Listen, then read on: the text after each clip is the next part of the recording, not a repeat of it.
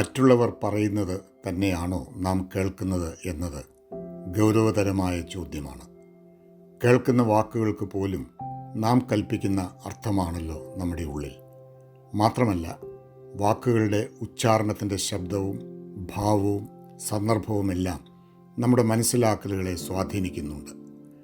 കേൾവി വാസ്തവത്തിൽ ചെവിയുടെ പ്രവർത്തന പ്രക്രിയ എന്നതിലുപരിയായി മനസ്സിൻ്റേതാണ്.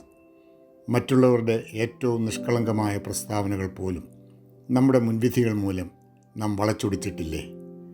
നിർമ്മലമായ വാക്കുകൾക്ക് കളങ്കം ആരോപിച്ചത് നമ്മുടെ വക്രത നിറഞ്ഞ മനസ്സുകളാണ്.